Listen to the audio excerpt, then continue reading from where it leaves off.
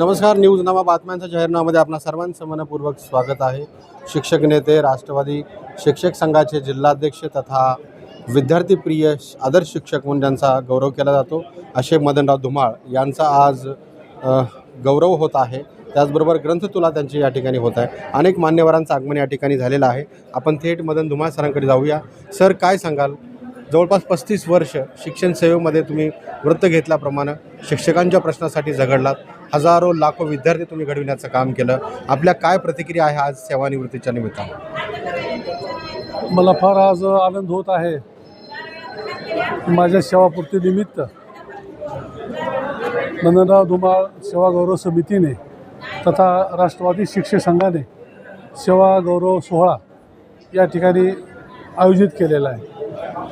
खरं पाहिलं तर प्रत्येक कर्मचाऱ्याच्या आयुष्यामध्ये 58 वर्ष पूर्ण झाल्यानंतर सेवापूर्ती ठरलेली आहे.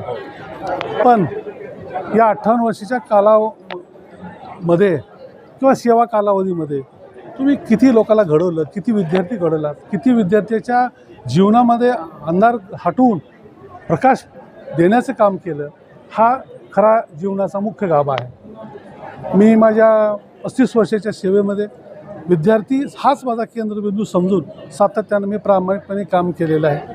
मला 100% आठवतं आहे की मी माझ्या 35 वर्षाच्या कालावधीमध्ये एक दिवससुद्धा राष्ट्रगीताला गैरहजर नाही.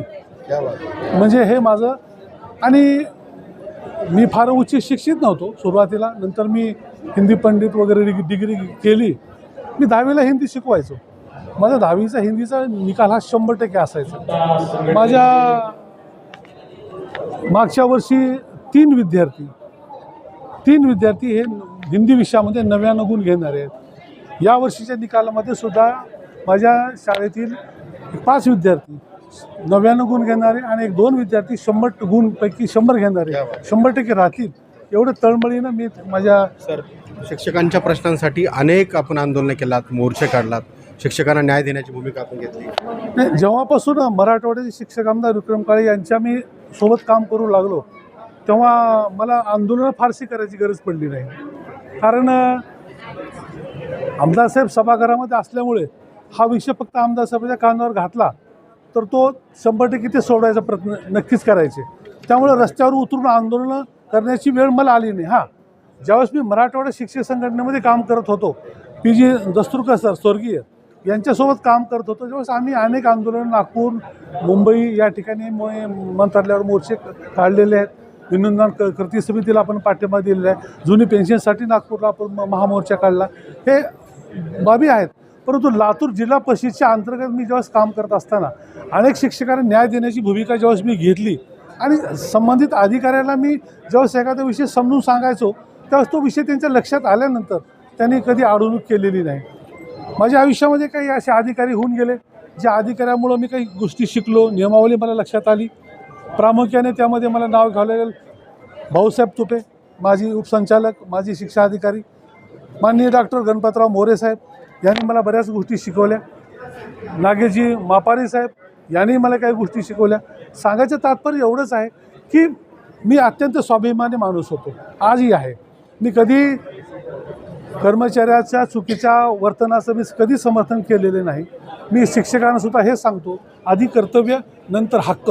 आणि या पद्धतीनं राष्ट्रवादी शिक्षक संघ हा एक स्वाभिमानी शिक्षकांचा संघ आहे.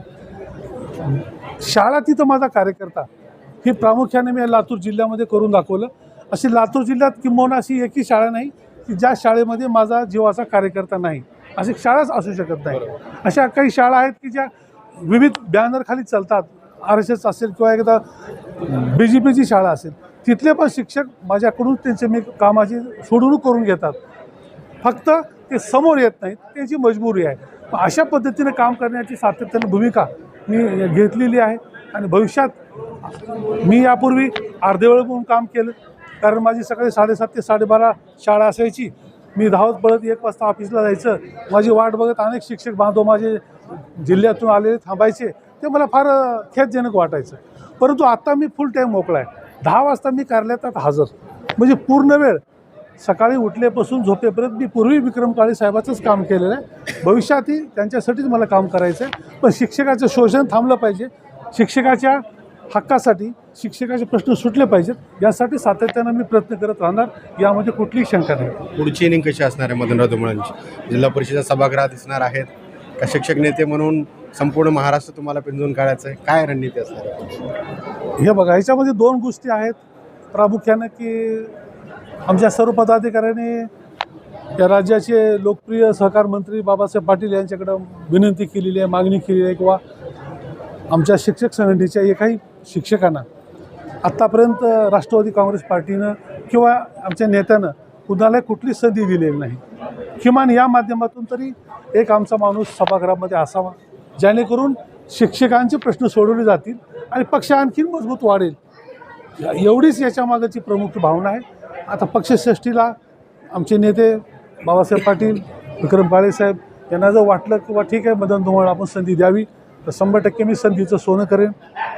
आणि खरं तर मी त्या गोष्टीला पात्र पण आहे, तर नक्की ते माझा विचार करतील अशी मला अपेक्षा आहे. सर काय सांगाल, तुमचे जे शेकडो हजारो जे समर्थक आहेत, तुमचे शिक्षक बांधव आहेत, कार्यकर्ते आहेत आणि तुमच्यावर प्रेम करणारे, मदनराव धुमाळ ही एक व्यक्ती विशेष म्हणून ओळखली जाते, तर त्यांच्यावर प्रेम करणाऱ्या व्यक्तींनी सेवा गौरव ही समिती स्थापन केली आहे आणि हा भव्यदिव्य कार्यक्रम होता आहे, त्याच्या काय भावना आहे? मुळात प्रामुख्याने याच्यामध्ये माझे 3-4 पदाधिकारी ज्यांनी हा आग्रह धरला की नाही आपल्याला भव्य असा कार्यक्रम घ्यायचा आहे, आणि मग त्याच्यामध्ये माझे मेवणे सुधाकररावजी माने यांनी अशी संकल्पना सुचवली की नाही मी ग्रंथ तुला करणार आहे. त्यांनी आळंदीला जाऊन नवीन ग्रंथ खरेदी केले. माझ्या वजनाएवढे ग्रंथ, किमान 105 ग्रंथ या ठिकाणी बसतील. आणि अनेक माझे काही विद्यार्थी काही शिक्षक आहेत जिल्ह्यातले, ज्यांनी माझ्याबद्दल लेख लिहिले. मग ते लेखाचं संकलन करण्यासाठी अशी का सूचना समोर आली की आपण एक सेवा गौरव अंकाचं प्रकाशन करावं. या माध्यमातून प्राध्यापक गणेश बेणबे, दयानंद कांबळे, शिवहार रोडगे, हैबतराव माने, राम व्यंजने सर या सर्वांनी पुढाकार घेतला आणि याच्या माध्यमातून एक सुंदर असा ग्रंथ तयार झालेला आहे. आणि त्या ग्रंथाचं मुखपृष्ठ आणि शेवटचं पेजसुद्धा एक आर्ट शिक्षक चव्हाण सर यांनी तयार केलेलं आहे आणि मला ह्याचा आनंद आहे.